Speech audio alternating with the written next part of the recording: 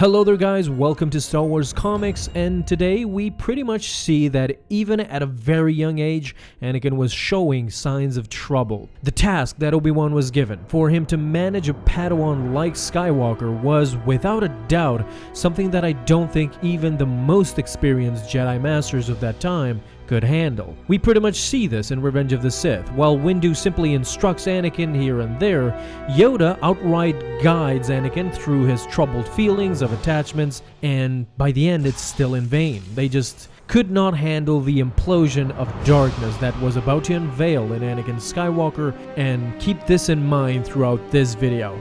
Obi-Wan had to endure these Anakin tirades ever since he was a youngling and a Padawan.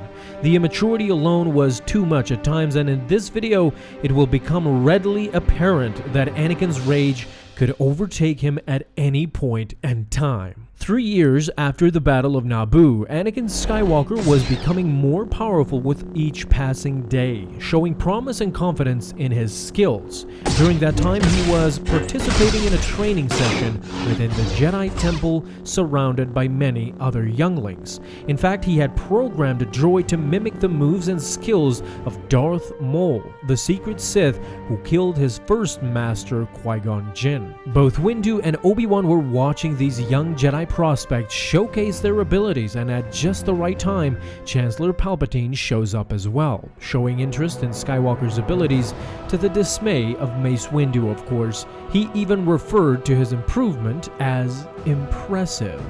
With each slash, Anakin was becoming more and more aggressive, and in a final show of sheer skill, the young Padawan slashes the droid in half and completely demolishes it. Now, whether it was jealousy or perhaps the truth, the younglings behind him were slightly unimpressed. While they acknowledged his lightsaber skills, they still believed he wouldn't become a good Jedi. One commented that after all, he would always be a slave to his emotions. Anakin, however, heard only one thing that triggered him the most, and that was, he is just a slave. He had had enough. With only a flick of his wrist, he used the Force to pull both of their lightsabers suspended on air and ignited them by easily using the Force. The younglings were shocked and terrified.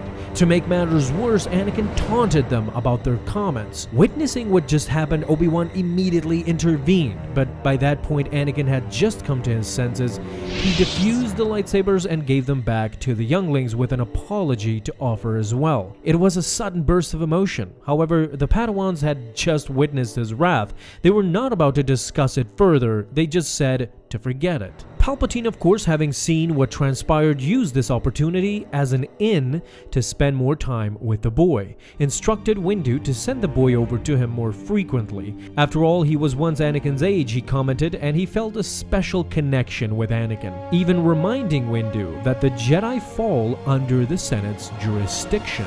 He was the Senate. The writing was clearly on the wall even from the start. It's just sad that everything went bad for the Jedi all at once, since they couldn't even control their own students and their own missions without the Chancellor intervening or having a say in the matter. This, together with many other factors, led to their downfall for sure, but I would love to know your thoughts as well, my friends, so feel free to leave them down below in the comments. This has been Bessie from Star Wars Comics. Thanks for watching, and may the Force be with you always.